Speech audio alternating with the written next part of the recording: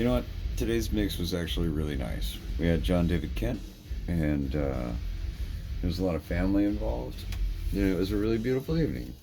So I kind of wanted to go over some stuff that I actually did today. Like one of the things that I like to do is keep keep a little notepad with me so that I can actually write down my patch, so I know what's going on.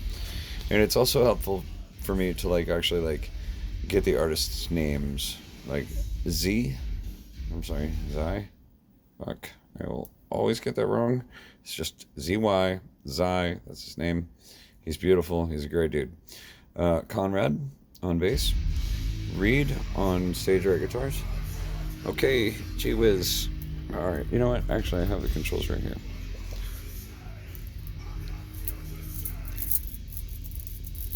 Oh, yeah, I love this shit. Anyway, so then you've got John's stage left electric. Reed is his stage right guitar player. Cooper is on keys. He's upstage, but John also has stereo keys, as well as John's acoustic guitar. Reed's vocals, the John keyboard vocal, and his upstanding guitar. Right. So anyway, we'll go over this. Hello. There you go. Yeah. So kick in, kick out, snare top, tom 1, tom 2, overhead ride. I do try to put their names on the scribble strip if possible, because that way when I'm doing sound check I can actually hey, does he need any of that? God damn it. There we go again. Conrad, we've got Reed's guitar, John's guitar, Cooper's left and right keys. Layer 2, we've got John's acoustic guitar, John's key left, John's key right, Reed's vocals, key vocal, and JDK vocal. So, oh, right. Yeah, there you go. That's my preferred view over there. Oh dear, sorry about that. Okay, so let's see, what do we got going on here right now? Right, so I've got my gain, high pass filter. We weren't using low pass filters today, but here let's take a look at it. That's about what I had going on. I think I was keeping it pretty reasonable, this stuff. Yeah, probably. Yeah, no, see, I wasn't even using compression on the vocals today. Sorry, Chaka. Wasn't using compression on any of that stuff. Not acoustic, keys, any of that. Let's see. Nope, full range on that. Guitar, bass, overhead, floor tom, rack tom, snare, kick out, kick in. Yeah, no compression. That is characteristic of me all day. However, this dual threshold expander, can't say enough good things about it, because that actually allows me, for example with the snare, to have a very, very low threshold for my gate, so that when he's playing with brushes or something like that, I've still got some control over it, but as soon as he hits it, it actually does something.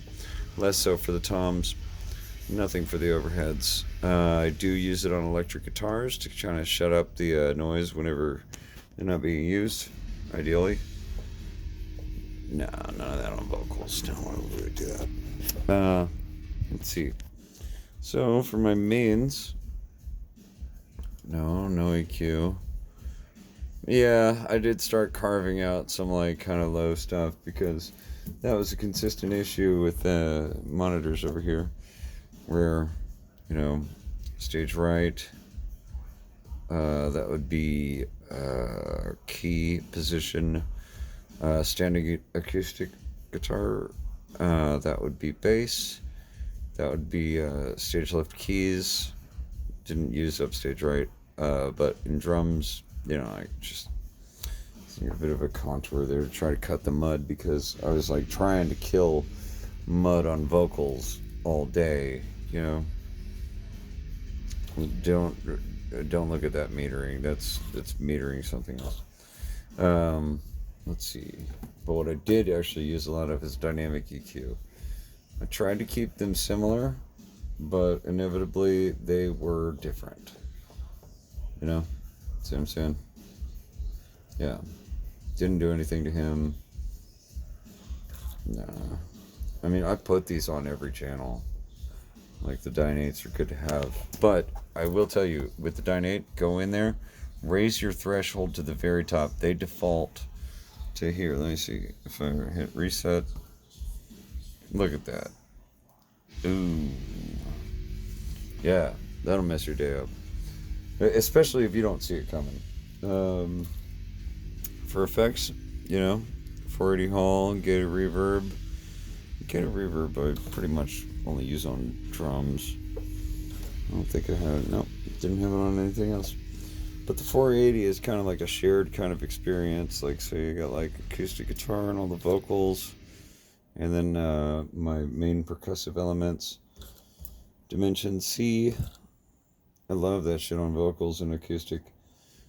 For my subharmonic synth, I wasn't really using much of it, but I had some on his piano because it sounded kind of thin. And a little bit on kick in and some toms. I know it sounds crazy, but I've also got my Area 51 Arena reverb, which is very long and, as you can see, very dark. But be sure to trim it. Like, I learned this from actually Chaka. I hate to say it, but yeah, there he is. He's a good dude. That's the shit. Trim the fat, baby. Yeah, I know. Coming from him, right? Okay, well, I mean, I think that's pretty much it. Oh, yeah, and I'll only bust out with, like, that really long, dark one, like, during, some of those, like, really kind of long, kind of, like, drawn kind of feelings. Yeah. Sorry. I know, I'm a dork, but I fucking love Kublai Khan.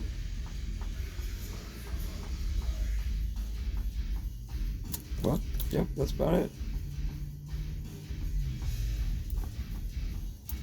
Let's see, for my EQs, kick in, kick out, snare top, tom 1, overhead, bass, Reed's electric, John's electric, acoustic, that's that piano, Reed's vocal, John's vocals. Yeah, that was that. Wow!